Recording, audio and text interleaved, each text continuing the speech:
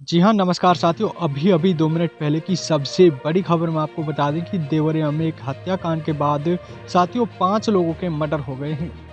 आपको बता दें कि दरवाज़ा तोड़कर पति-पत्नी और 2 बेटियों और बेटे का गला काटा है और साथ ही में गोली भी मारी गई है। आपको बता दें कि 15 घंटे बाद अंतिम संस्कार हुआ है। साथियों, इस समय की बेहद बड़ी खबर है कि देवरिया में दिल दहला देने वाली वारदात हुई है।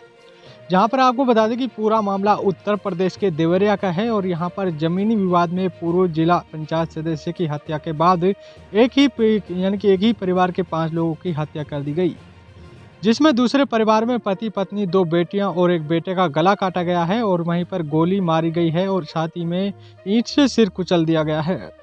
वहीं पर आपको बता दें कि हमलावर इतने बेरहम हो चुके थे कि उन्होंने 8 साल के बच्चे तक को नहीं छोड़ा और उन्हें उसे बच्चे पर कई वार किए और उसे मारकर मरा समझकर छोड़ गए।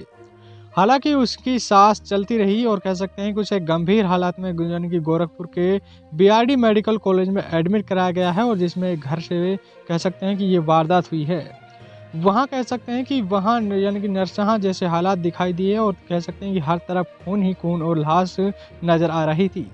घटना सोमवार सुबह रुद्रपुर तहसील के फतेहपुर गांव की है और इसी जनघनीय हत्याकांड को पूर्व जिला पंचायत सदस्य प्रेम यादव की हत्या के बाद अंजाम दिया गया है।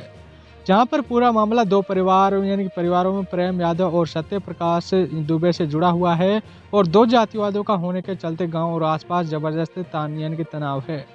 जहां पर घटना की संवेदनशीलताओं को देखते हुए सीएम योगी ने लखनऊ से जो प्रमुख सचिव गृह संजय प्रसाद और स्पेशली डीजी प्रशांत कुमार को मौके पर भेजा है और वहीं पर दोनों अफसर मौके पर पहुंच गए हैं। वहीं पर कह सकते हैं कि जो संजय प्रसाद ने कहा है कि इस मामले में अफसरों की लापरवाही की जांच की जा रही है और किसी को भी बख्शा नहीं जाएगा। जो भी जिम्मेदार होगा उस पर जो एक्शन लिया जाएगा। और वहीं पर प्रशांत कुमार ने बताया कि 14 लोगों को हिरासत में लिए गए हैं और उन्हें पूछताछ की जा रही है।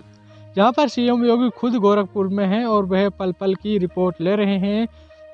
और साथ ही में जो सोमवार देर रात 10 बजे रामपुर कारखाना क्षेत्र के पटना घाट पर सत्य प्रकाश दुबे और उनकी पत्नी 3 बच्चों के शव का 15 घंटे बाद अंतिम संस्कार कराया गया है। इसी दौरान जिला प्रशासन की टीम भी मौके पर मौजूद रही और कह सकते हैं कि दरअसल हुआ यूं कि सोमवार सुबह 6 बजे प्रेम यादव का शव गली में पड़ा मिला और उसी गला काटकर हत्या कर दी गई थी। जहां पर हत्या किसने की यह स्पष्ट नहीं था, लेकिन यादव परिवार का शक सत्य प्रकाश दुबे पर गया और इसी की वजह से प्रेम यादव और उस सत्य प्रकाश दुबे के बीच जमीन को लेकर विवाद चल रहा था। ये कह सकते हैं कि प्रेम यादव सुबह इसी विवाद के चलते सत्य प्रकाश के घर में घर गए हुए थे और उसी के बाद सत्य प्रकाश दुबे के घर से करीबन 20 मीटर दूर प्रेम यादव का शव पड़ा मिला था। जहां पर प्रेम यादव की लाश मिलने के बाद उसके परिजन रिश्तेदार आग बबूला हो गए और 20 से 25 की संख्या में यादव कुनबे के लोग हाथों में लाठी बंदूक और गनशा लेकर सत्य प्रकाश के घर पर पहुंच गए। जहां पर प्रत्यक्षदर्शियों के मुताबिक गुस्साए भीड़ को आते देख सत्य प्रकाश के घर का दरवाजा बंद कर लिया गया और बदले की आग में गुस्साए परिजन दरवाजा तोड़कर सत्य प्रकाश के घर में घुस गए और साथ ही में इसी के बाद जो सामने आता गया उसी पर वार शुरू कर दिया और हमलावर एक एक करके हत्या करते जा रहे थे।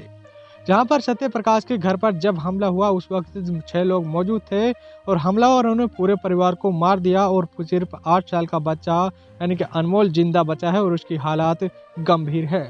साथ ही इस समय की बेहद बड़ी खबर है। ज़्यादा से ज़्यादा शेयर करें, वीडियो लाइक करें। अभी तक चैनल से नहीं जुड़े हैं तो चैनल को जरूर सब्सक्राइब करें जिससे कि आपको हर महत्वपूर्ण खबरें मिलती रहेगी। धन्यवाद।